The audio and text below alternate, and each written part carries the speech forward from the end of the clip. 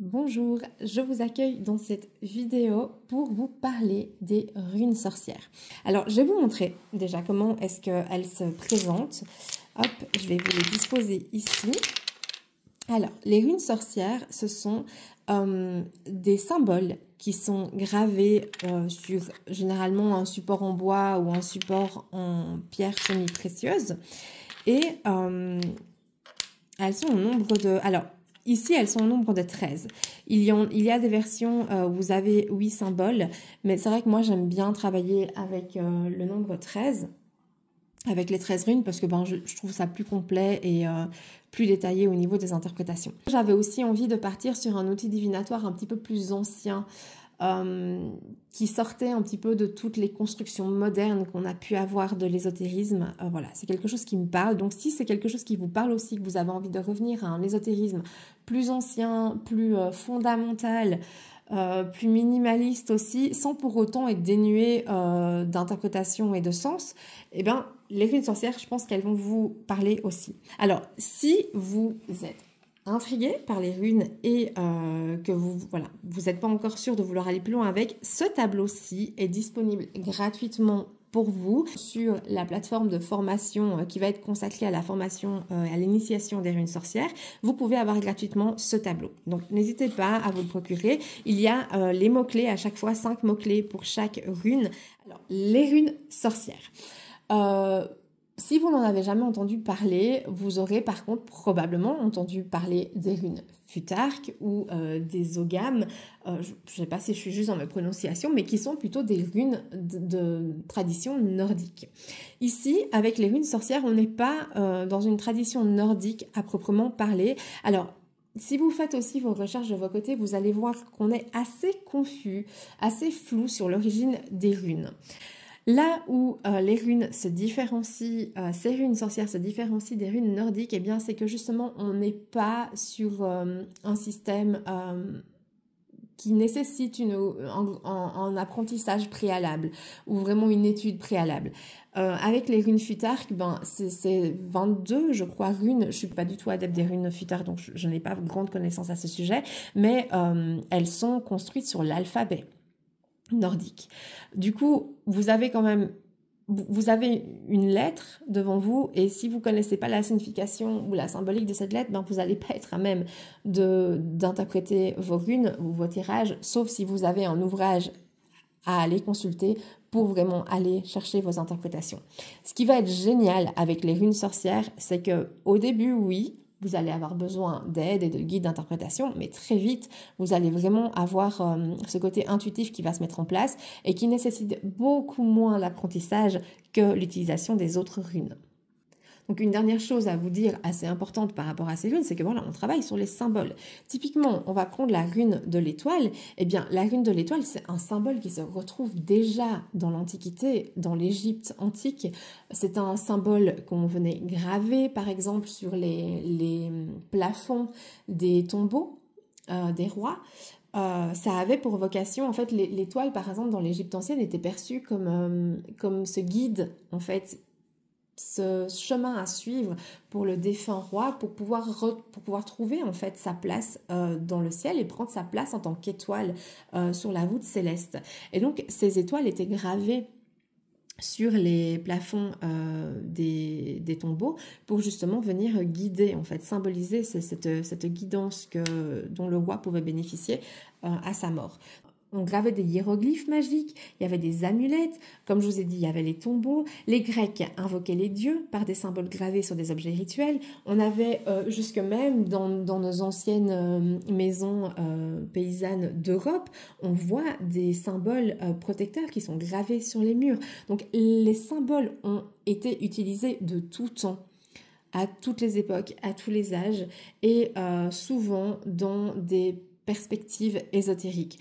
Et c'est une théorie, bien sûr, mais finalement, ce qu'on retient par rapport à ces runes sorcières, c'est que ces 13 symboles-là sont probablement des symboles qui ont perduré à travers les temps parce qu'il y a eu un espèce de filtre qui s'est créé où, au fil du temps, nous n'avons retenu que les symboles les plus pertinents et ceux qui avaient été peut-être le plus utilisés dans l'ésotérisme ou voilà, dans les croyances populaires.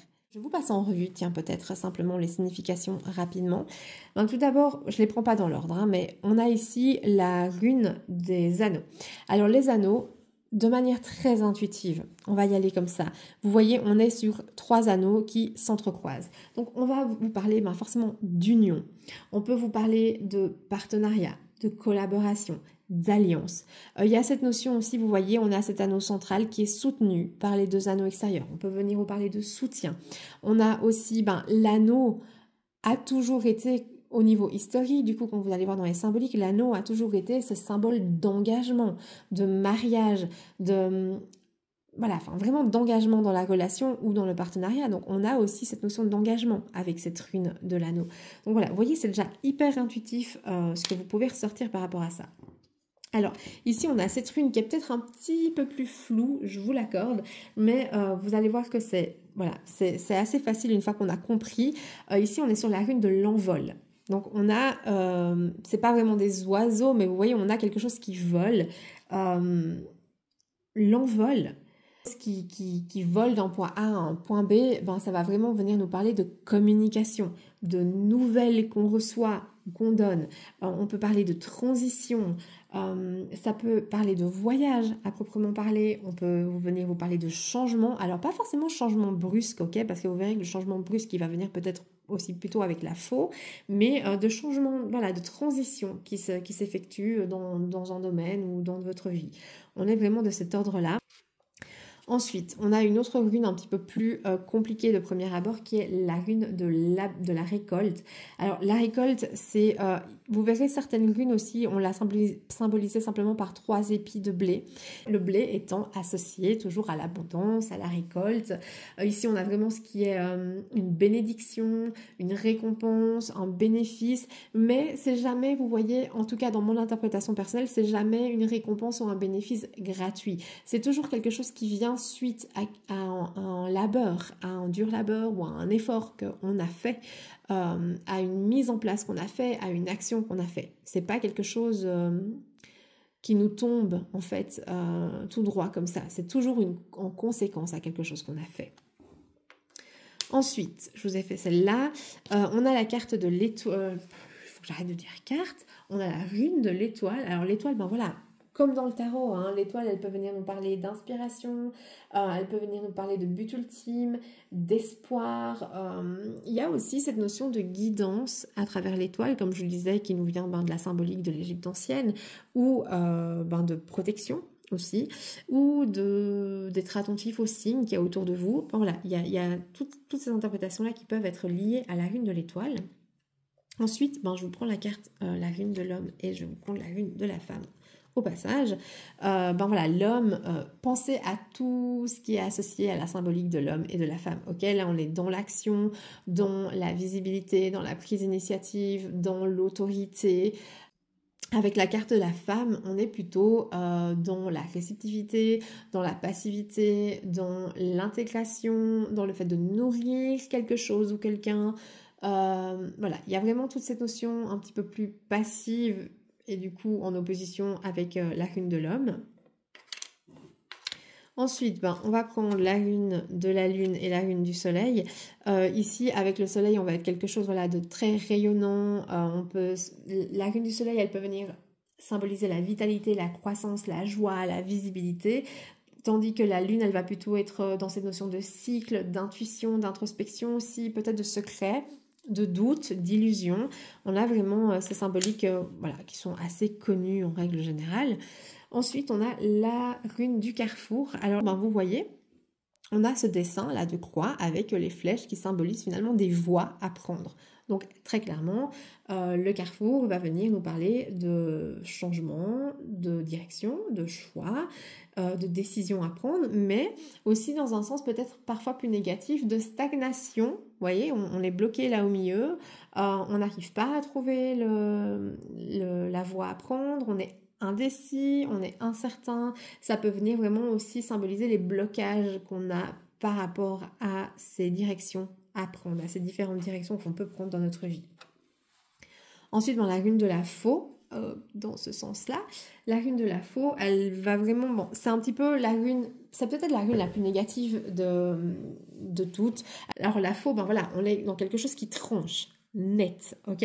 Donc on peut être dans une fin assez brutale. Ça peut symboliser un événement, un accident, quelque chose qui vient qu'on n'avait pas prévu, qu'on n'avait pas anticipé et auquel on ne s'attendait absolument pas. Mais aussi... Elle peut venir nous parler vous voyez, de transformation pour renaître à quelque chose de nouveau. On peut nous parler de deuil, on peut nous parler de purification, de la nécessité de purifier un domaine de notre vie ou une situation en venant la simplifier ou voilà ou la modifier dans un certain sens, donc d'accepter de laisser des choses passer pour partir, pour pouvoir accueillir d'autres à côté. Là, on a toute cette notion avec la rune de la faux. Ensuite, ici, on a la rune de la romance. Alors, la romance, elle va vraiment... voilà, on va vous parler forcément de sentimental, d'amour. Ça peut nous parler aussi, si on n'est pas dans un tirage sentimental, ça peut venir nous parler d'attirance pour quelque chose, de connexion avec quelque chose ou de passion pour quelque chose. Et c'est aussi une rune qui peut venir symboliser la sexualité. Vous voyez, c'est ces deux éléments qui vont venir en créer un troisième. On a cette notion aussi voilà, de création ou de procréation aussi. C'est une rune qui peut venir effectivement symboliser une grossesse ou une maternité, voilà, quelconque. Enfin, générale, pas quelconque. Ensuite, ici, vous avez la rune des vagues. Alors, les vagues, pensez vraiment à cette symbolique de l'eau. Dans le tarot, typiquement, l'eau, elle va être souvent associée un petit peu à soit aux émotions, un petit peu, vous voyez, ces vagues, hein, ces choses qui peuvent venir refluer sur le rivage, ces émotions qui peuvent aller, venir, comme ça. Ça peut aussi venir nous parler un petit peu de mysticisme, d'un côté subjectif sur un domaine en particulier, ou simplement le fait d'être submergé en fait par ces vagues et par cette eau et d'avoir du mal à tenir la tête hors de l'eau. Vous allez voir que selon les tirages qui vont ressortir, au niveau intuitif, vous allez être assez vite au clair sur ce que cette rune peut vouloir vous signifier. Et ensuite, il me semble que je les aurais toutes faites, il ne me reste plus que celle-là. On a la rune de l'œil. Alors l'œil, voilà, sans grande surprise, si vous allez chercher vraiment au niveau symbolique de l'œil, on va être sur l'intuition, sur la clairvoyance, la perception des choses, la conscience des choses, mais l'objectivité aussi, le fait de venir voir quelque chose dans sa réalité, sans être dans le déni, mais aussi d'une manière un peu plus négative, cette rune peut venir vous parler de vigilance, de vous mettre en garde en fait, vous demander d'être vigilant par rapport à quelque chose en particulier. Donc voilà un petit peu globalement une introduction aux significations des runes. Pourquoi 13? Alors de nouveau ce sont des théories, hein, mais c'est vrai que quand on y pense, c'est assez éloquent je trouve. Typiquement beaucoup de personnes qui utilisent les runes sorcières vont faire des associations avec l'astrologie. On aurait une maison astrologique par rune, sauf pour l'œil qui va en fait contenir l'énergie de toutes les autres. C'est vraiment l'œil, il faut vraiment le voir comme une synthèse ou comme un point convergent en fait quand vous utilisez en tout cas ces correspondances-là. Dans un tirage en jet de runes, elle va avoir sa propre signification bien sûr. Le chiffre 13, tout court, hein, le chiffre 13, il est perçu assez mal, il faut le dire, dans la culture populaire. Et donc finalement, le fait d'associer 13, enfin le chiffre 13 aux runes sorcières, ça ajoute encore un petit peu dans ce côté occulte et initiatique des runes sorcières. Ensuite, si on va voir encore un petit peu plus loin, les lunes, les phases de lune, les 13 étant le nombre de pleines lunes dans une année. On va encore un petit peu plus loin, le christianisme, typiquement on a le Christ et ses 12 apôtres, le Christ et ses 12 apôtres. Où est-ce qu'on peut aller d'autre? Le chiffre 13 tout simplement étant aussi de manière traditionnelle, le chiffre 13 était un chiffre phare et étant considéré comme idéal dans l'établissement d'un coven. Okay, donc un coven se composait idéalement de 13 sorcières. Donc voilà, on peut aller encore chercher d'autres significations, mais vous voyez que le chiffre 13, c'est quand même un chiffre qui revient énormément dans la croyance populaire, et pour moi, c'est pas un hasard, du coup, qu'on se retrouve avec 13 runes sorcières. Alors, quand vous allez utiliser vos runes, ben, soit vous allez finalement réfléchir à votre question, à votre problématique et venir simplement sélectionner une rune ou 3 runes ou plus si vous êtes dans des méthodes de tirage un peu plus simples. Voyez, et puis venir simplement interpréter vos runes comme ceci. Ou alors, là c'est ma méthode favorite de tous les temps, je crois que je ne fais même pratiquement que celle-là, soit je vais poser une question précise et je vais venir tirer une rune dans ma pochette, soit je vais faire ce qu'on appelle le jeté de runes. Alors, je vais vous montrer, comme ça vous...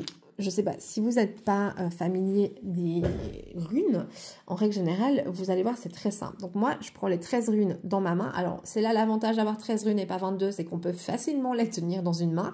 J'ai pas des mains très grandes, donc je pense que si moi j'arrive à le faire, vous arrivez aussi à le faire.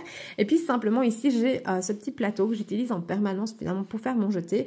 J'aime pas jeter sur la table parce que elles peuvent rouler et tomber, elles s'éparpillent, puis c'est pas vraiment pratique. Donc moi, j'aime bien faire ceci au-dessus d'un plateau. Alors, il n'y a pas besoin de les tenir très haut, ok? Vous pouvez simplement venir ici, vous réfléchissez à votre question et vous allez faire votre jeté de runes. Et là, je suis en train de me dire que ce que je pourrais faire pour que ce soit vraiment utile, c'est de venir jeter les runes en pensant à vous apporter une guidance. À vous qui regardez la vidéo, ce que ça pourrait vous apporter de vous pencher un petit peu sur les runes sorcières si elles vous appellent. Ok, on va vous faire cette petite guidance, comme ça c'est assez sympa. Donc vous voyez, là je réfléchis, j'ai vraiment manipulé les runes un petit peu en pensant à mon intention et je lâche, simplement. Ok. Waouh. On va être bref et concis. Alors ici j'ai une rune qui est passée très loin. Alors la première chose à faire finalement c'est d'enlever sur votre plateau les runes retournées. Vous n'avez pas besoin des runes retournées quand vous faites un jeté de runes et c'est génial que ce soit sorti comme ça parce que je vais pouvoir aller un petit peu plus loin dans l'explication des runes pour vous. Donc voilà, finalement, on se retrouve avec cette disposition-ci. Je suis interpellée par le fait que la lune soit sortie retournée et beaucoup plus loin. Et pour moi, ici, c'est vraiment une symbolique assez forte qui est de vous dire que finalement, vous approchez un petit peu des runes sorcières. Dans ce qu'elles peuvent vous apporter, ben, c'est justement d'éloigner un petit peu vos doutes et vos illusions, vos craintes. Donc voilà, je trouvais ça assez joli finalement qu'elles retombent comme ça. Donc ici, on a le jeté de runes. Alors, comme je vous explique dans l'e-book que j'ai mis à votre disposition, c'est vraiment de venir établir déjà vos propres protocoles en termes de lecture. Est-ce que oui ou non, vous allez utiliser les runes inversées ou pas? C'est un petit peu comme quand vous utilisez les oracles ou les tarots. Est-ce que oui ou non, vous choisissez d'interpréter une carte retournée? Moi, personnellement, je n'ai jamais utilisé les cartes inversées. Donc là, je ne vais pas le faire. Typiquement, vous voyez que la carte de la femme est ressortie, la rune, pardon, de la femme est ressortie retournée. Mais voilà, moi, je n'utilise pas les runes retournées. Donc, je vais la lire comme ça. Ensuite, une autre chose à faire, c'est d'aller déterminer si oui ou non vous allez établir un cadrage, entre guillemets, de la façon dont vos runes sont tombées. Je vous explique. Ici, typiquement, on voit clairement deux colonnes qui se sont créées. Et donc, pour moi, ici, on va sur le présent et le futur. Ok ? Ensuite, vous allez pouvoir éventuellement poser une barre comme ça horizontale pour vous mettre en haut et en bas. Je ne sais pas, par exemple, des avantages, des inconvénients, des choses dont on a conscience, des choses dont on n'a pas conscience. Enfin voilà, il y a plein de façons différentes en fait de venir poser votre cadre quand vous tirez les runes. Vous n'êtes pas obligé d'utiliser toujours le même cadre. Hein. Peut-être que d'un tirage à l'autre, votre intuition va vous parler. Ah ben tiens, ça c'est les choses dont j'ai conscience, ça c'est les choses dont j'ai pas conscience. Alors que dans d'autres tirages, vous n'aurez pas besoin d'utiliser ce type d'interprétation. Donc voilà, on a un petit peu déjà une certaine liberté et une certaine intuition à avoir aussi, surtout quand on tire les runes. Ensuite, une chose que j'aime bien faire et qui est communément admise dans les tirages de runes, c'est qu'une fois que vous avez vos runes, vous lisez de haut en bas. Ok ? Et une autre chose que j'ai personnellement mis en place dans mes lectures de runes, c'est que vous voyez quand les runes tombent comme ça de manière regroupée, c'est que pour moi il y a vraiment cette nécessité de les lire ensemble. Donc ici, qu'est-ce que ça peut vous apporter de vous intéresser aux runes et de pratiquer les runes sorcières? Ben, c'est assez intéressant parce que vous voyez, on a le féminin et le masculin. Donc déjà, on a une certaine opposition entre guillemets. Ici, on est dans le présent. Donc, le présent, il nous signifierait que on est dans ce côté un petit peu de réceptivité, de passivité, vraiment tout ce que... Pensez à tout, si vous voulez interpréter cette rune, pensez à tout ce que la symbolique féminine de la féminité vous apporte. Donc quand on parle du féminin, on parle de passivité, on parle d'introspection, on parle de recevoir. On n'est pas tellement dans cette action, contrairement à la rune de l'homme. On est plutôt dans ce côté passif et réceptif, ok? Donc c'est peut-être la façon dont on se positionne à l'heure actuelle. Vous êtes peut-être dans cette phase, effectivement, où vous recevez l'information, où vous l'intégrez, où vous la digérez. Et pour le futur, on a la rune du carrefour et la rune de l'homme. Donc ici, on est vraiment à les lire groupés. D'abord, je vous les donne de façon individuelle. Donc, la rune de l'homme, par opposition à la rune de la femme, on va être plutôt dans l'action, plutôt dans la prise d'initiative, dans la prise de décision, justement. Et avec le carrefour, on vient vraiment nous spécifier la signification de la rune du carrefour. C'est avant tout les choix qu'on pose. Ça peut aussi symboliser des blocages face à des choix qu'on doit faire. C'est vraiment choisir son chemin, la rune du carrefour, ok? De manière générale. Je vais pas partir trop loin dans les interprétations pour pas vous perdre et faire une vidéo assez concise. Ici, à lire ensemble, c'est finalement vous rendre acteur des choix que vous allez faire, vraiment vous mettre en possession de votre pouvoir avec cette rune de l'homme dans les choix décisifs ou non. Finalement, ça peut être des petits détails pour le bien-être ou des grands choix de vie, mais vous rendre acteur et décisionnaire dans votre vie. C'est vraiment, moi je vois vraiment l'association de ces deux runes comme une reprise de pouvoir. Vous voyez? Et donc c'est assez rigolo parce que qu'est-ce que ça va vous apporter de vous intéresser aux runes sorcières et de pratiquer éventuellement les runes sorcières pour votre évolution personnelle, c'est justement de vous sortir peut-être de ce présent dans lequel vous êtes plutôt dans l'intégration d'informations, dans la réceptivité et dans l'introspection, pour justement vous poser dans un futur proche sur le fait d'être décisionnaire et sur votre reprise de pouvoir, en fait, par rapport à vos décisions. Parce que c'est très bien d'introspecter, c'est très bien de digérer les informations et c'est très bien d'être dans ce moment un peu passif et moins actif de notre vie ou de nos réflexions, mais on ne peut pas rester indéfiniment comme ça. Au bout d'un moment, il faut quand même passer à l'action, avancer, prendre des initiatives. Et donc, c'est exactement ce que les runes sorcières peuvent vous aider à faire. Donc voilà pour ce tirage. Reprenons aussi cette rune qui était sortie plus loin, mais face visible, justement peut-être dans le but de venir... J'aime bien cette idée, vous voyez, que la lune soit sortie comme ça, un petit peu, comme elle se présente pour nous, dans le ciel, ça va venir aussi peut-être éclairer vos doutes, vos confusions, vos illusions, vos peurs, pour vous aider à les dépasser, en fait. Donc voilà.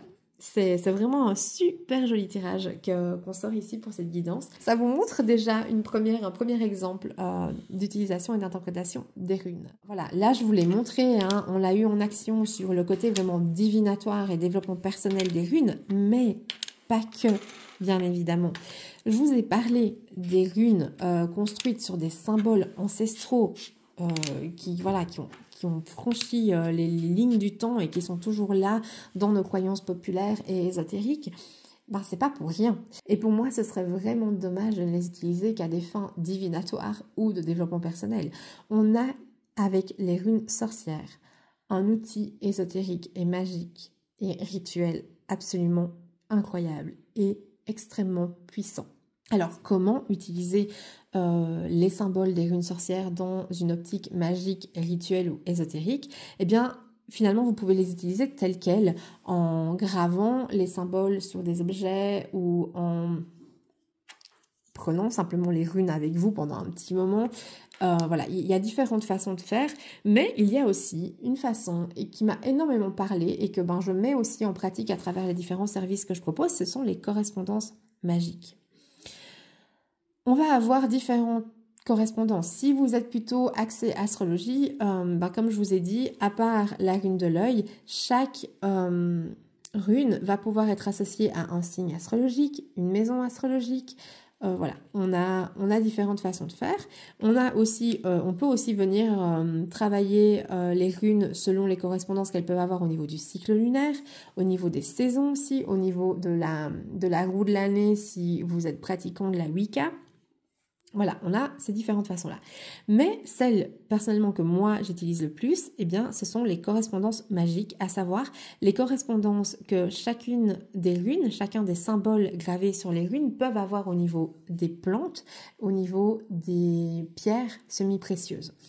Et ça m'a conduit à développer un petit peu plus ce qu'on appelle les bouteilles de sorcière, comme point d'ancrage en fait pour une intention qu'on va poser ou pour quelque chose qu'on voudrait matérialiser dans la réalité ou pour simplement de la protection voire du bannissement. Prenons par exemple, vous voyez l'étoile d'une façon justement dans sa symbolique qui va vous aider à construire à matérialiser votre vision idéale par rapport à un domaine de votre vie qui soit professionnel, amoureux, familial, voilà. Vous avez cette vision idéale, cette manifestation en fait que vous voudriez voir arriver et vous allez pouvoir travailler avec la rune de l'étoile pour poser ces intentions. Alors vous allez pouvoir choisir de créer une bouteille de sorcière avec les plantes et herbes qui peuvent être associées à la rune de l'étoile.